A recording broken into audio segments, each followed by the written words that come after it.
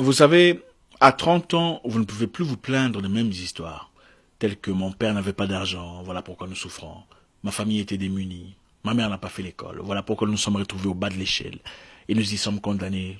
La vie est un combat, une lutte au corps à corps où tous les coups sont permis, dépendamment de vos valeurs. Si tu es un homme, à 30 ans, tu dois changer, tu dois avoir de la maturité, tu dois commencer à montrer les signes d'une personne stable, d'une personne ayant une direction dans la vie. Tu n'es plus un petit. La vie est dure, c'est vrai, mais tu dois avoir une direction.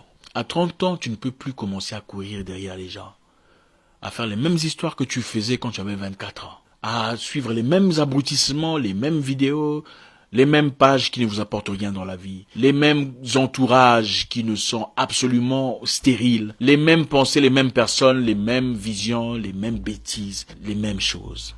Non, il faut grandir. À 30 ans, il faut arrêter d'appeler les gens « Salut mon grand !»« Ah mon vieux !»« Ah bonjour chef !»« Oh patron, comment ça va ?» Il faut arrêter ça, dégradant. Je pourrais comprendre que vous ayez des grands, des gens qui vous ont vu dans votre enfance, des gens qui vous ont vu grandir, qui ont été peut-être amis à vos grands frères ou vos grandes sœurs. C'est très bien, la politesse est une bonne forme de reconnaissance et d'humanisme. Et ne faites pas de « Salut mon grand »,« Bonjour mon vieux »,« Bonjour mon chef »,« Mon patron » une culture. Est-ce qu'il est votre patron? En quoi est-il votre chef?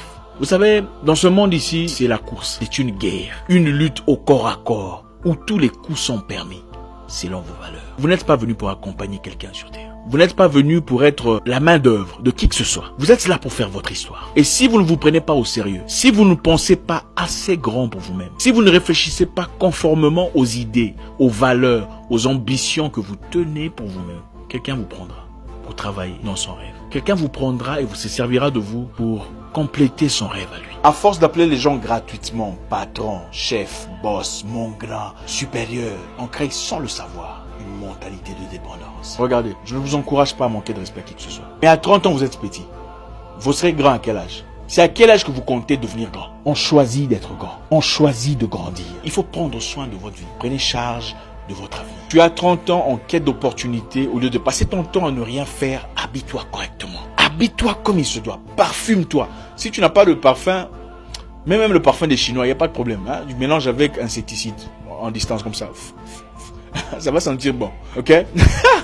Faites-le. Allez dans un coin huppé de votre ville, un restaurant, je sais pas, une terrasse où des gens importants se présentent. Asseyez-vous. Achetez un coca. Juste un coca, d'accord? Et observez, regardez. Vous savez pas qui vous pouvez rencontrer là-bas. Achetez un coca, ce n'est pas cher. Et dites bonjour et souriez. Bonjour, comment allez-vous? Faites un compliment. Très belle chemise. C'est la porte. Ah, merci. Présentez-vous. Je m'appelle Patrick. Il vous répondra certainement. Moi, c'est Roland. Quand vous dites votre nom à quelqu'un, on a naturellement tendance à dire son nom. Dites, il fait très beau aujourd'hui. Vous venez souvent ici? C'est comme ça qu'on commence une conversation dans le respect. Et à la fin, donnez votre carte de visite. Oui, faites faire une carte de visite. Je ne sais pas ce que vous allez écrire là-dessus. Vous allez trouver. Mais faites une carte de visite. Regardez, vous n'êtes pas parti derrière cette personne disant bonjour chef, bonjour boss, je cherche une opportunité. Vous êtes parti en disant bonjour, belle chemise. Ah, je m'appelle Patrick. Il y a le respect dans tout ça. Vous voulez une vie remplie d'ambition? Je vous encourage d'aller dans des réunions, des conventions, des colloques où les grands se réunissent.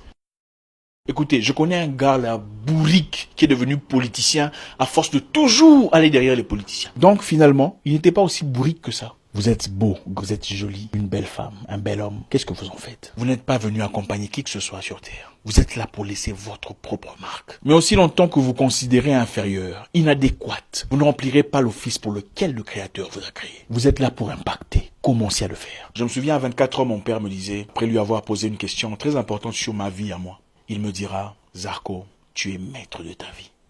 Et ça m'a choqué. Devenir grand, malheureusement, n'a absolument rien à voir avec l'âge. Surtout pas dans notre époque. Grandir est une question de maturité. Et la maturité est une question de décision. Avez-vous deux faces, comme la plupart des gens? Il y a une face qu'ils cachent. Là, il y a la saleté, les bêtises, l'abrutissement. Et il y a l'autre face qu'ils montrent au monde. Là, ils parlent correctement français, bonjour.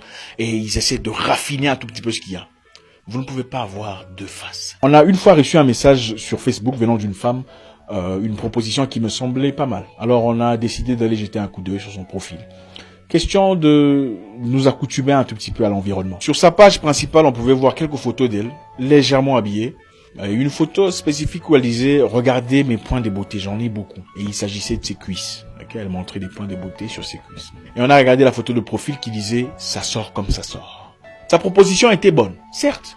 Mais mon directeur a décidé qu'il serait complètement incohérent de dealer avec une personne qui a pour profil « Ça sort comme ça sort ». Il disait « Quand quelqu'un dit « Ça sort comme ça sort », alors quelle est la mentalité derrière « Ça sort comme ça sort ». L'idée peut être bonne, très enrichie, avantageuse, mais votre attitude, l'image que vous reflétez, peut vous jouer un rôle complètement négatif. Si vous ne le saviez pas, quand vous envoyez un message à quelqu'un, même pour un emploi, on va sur votre profil, on lit ce qui est écrit, on regarde les photos, on lit les commentaires. Ça pourrait être pour n'importe quoi, pour un job, pour un financement, même pour une amitié vile.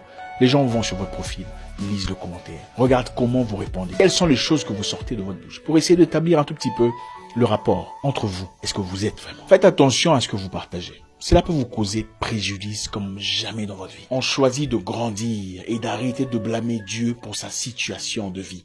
À 30 ans, tu ne peux plus t'habiller, te présenter ou parler comme un adolescent. Oui, le monde juge les gens selon leur apparence. C'est la triste réalité dans laquelle nous vivons. Et votre apparence joue un rôle très important sur les opportunités qui se présentent. Un ami à moi est devenu vendeur de yachts comme dans la blague. Il est une fois parti en Côte d'Azur, bien habillé, bien parfumé, dans une réunion de vendeurs de yachts. Il s'est bien exprimé, il a fait ses recherches sur Internet. Et après, quelqu'un l'a dit, écoute, monsieur, j'ai 2 yachts que je souhaiterais vendre. Si tu es intéressé, tu peux les vendre.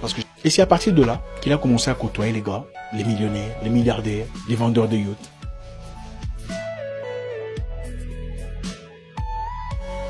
La plupart de nos vieux, qui ont fait des choses emphatiques pendant leur existence, l'ont effectué pendant la trentaine. Né en 49, en 81, Thomas Sankara devient secrétaire d'État.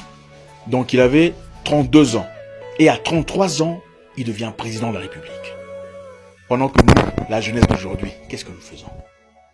On cherche grand, vieux, patron, chef, boss, aide-moi avec ceci. Oh chef, aide-moi avec cela. Il faut arrêter ça. Il est temps de se révolter. Il est temps de se lever et de prendre charge de sa vie. Vous êtes maître de votre vie. Ce n'est plus le moment de rester croupir dans un coin, larmoyant sur son sort, pleurnichant sur sa situation, pendant qu'on passe toutes ces journées sur Facebook, commentant des pages stupides, partageant des vidéos abrutissantes dans un environnement complètement stérile. Je répète, nous vivons dans un monde de compétition.